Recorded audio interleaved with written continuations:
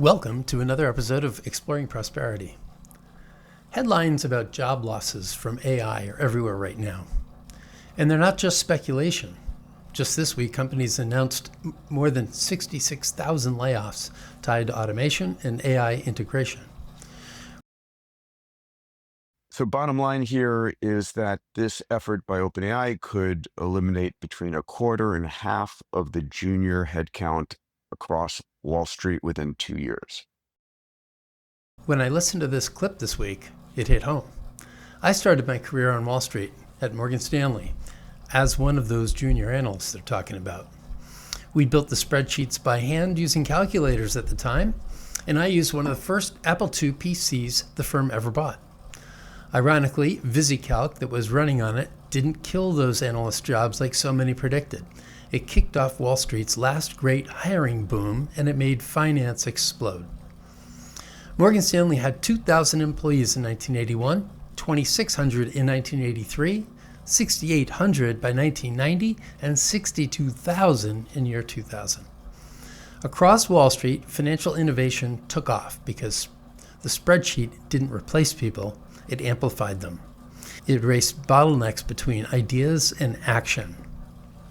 Now, the spreadsheet wasn't the only reason that Wall Street could grow as quickly as it did, of course, but the spreadsheet was a key tool used by all.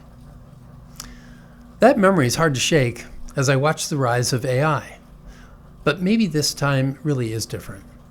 In the past, technology mostly made us faster or stronger, but AI is crossing into something new. It can design, it can decide, and it can even act. Think about drivers. There are 5.6 million of them in the US, 3.3% of the total workforce. Autonomous driving does expose their skills as unnecessary. A century ago, we lost about 200,000 telephone operators, and the economy seemed to easily absorb them.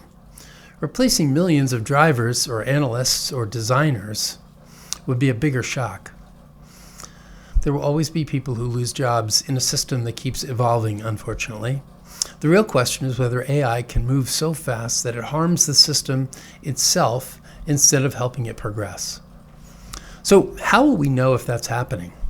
There are 6 characteristics that new technologies need to have to shrink both employment and prosperity. First, autonomy. Does AI start running whole business functions, strategy, design, execution, without people in the loop? Second, adaptability. Can it jump across roles like a human generalist? Marketing today, compliance tomorrow. Third, trust and liability. Do regulators, auditors, and insurers start accepting AI-only processes? That's when layers of staff can disappear almost overnight. Fourth, social competence. People still prefer people. Teachers, sales reps, advisors, well, maybe not all sales reps. If AI becomes genuinely persuasive or empathetic, will all that start to crumble? Fifth, coordination costs. Economist Ronald Coase in 1937 wrote about why firms exist at all. His answer, because it's expensive to coordinate work through the open market. If AI makes coordination almost free, companies may not need as many people just to stay organized. But coordination by itself isn't progress. Communication between AIs isn't value, it's just computation. Value happens when understanding moves through people, when someone learns, decides, builds, or enjoys. Without that human loop, it's motion without meaning. And sixth, capital capture. If the gains mostly go to the owners of models, data, and compute, and not to workers, then we get more output, but fewer paychecks.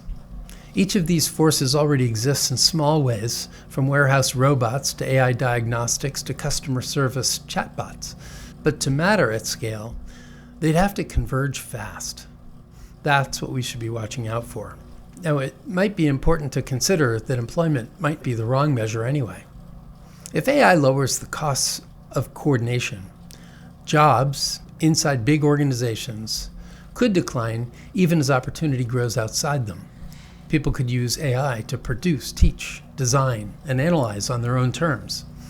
Satya Nadella, CEO of Microsoft, said in 2023, "I think that this is the best time to be an entrepreneur because AI is a force multiplier for every application you want to build, every business process you want to automate, every customer interaction you want to redefine." And that's the idea. If AI gives more people access to the same leverage once reserved for large firms, then creation itself becomes more distributed. The challenge isn't to save every job. It's to make sure that new freedom comes with real opportunity and ownership. The real story of AI and jobs probably won't be about what disappears. It will be about what expands when human imagination can stay in control of the coordination that machines make possible. Thanks for listening, and until next time, take care. This show is being brought to you by our sponsor, Truflation. Professional investors and economists and probably any casual observers know that government inflation statistics are only an approximation of what real inflation is. Not only that, but the government has a conflict of interest because high inflation can be so damaging to the economy, the deficit, and our $36 trillion in debt. Truflation collects over 80 million pricing data points. Most are updated daily to reveal inflation with precision for asset managers, governments, companies, and the general public. Check them out at truflation.com. We're proud to be sponsored by Foundation. They've created Passport, one of the top-rated Bitcoin hardware wallets, proudly made in the USA. It's fully open source and air-gapped, meaning your Bitcoin stays completely offline and secure. The shocking Bybit exchange hack shows why holding some Bitcoin offline diversifies risk. Now they're launching Passport Prime, your all-in-one solution for not only Bitcoin, but all passwords and 2FA security. Head to foundation.xyz to secure your digital future. Hey, if you like this clip, please hit the subscribe button. You might also want to check out some of the clips I've posted with my many other guests. My interviews all address the simple question, how screwed are we? We ask experts about the problems that make Americans so pessimistic today, but we also explore why there's never been a better time to have been born than today. Join us for perspective on today's challenges and opportunities.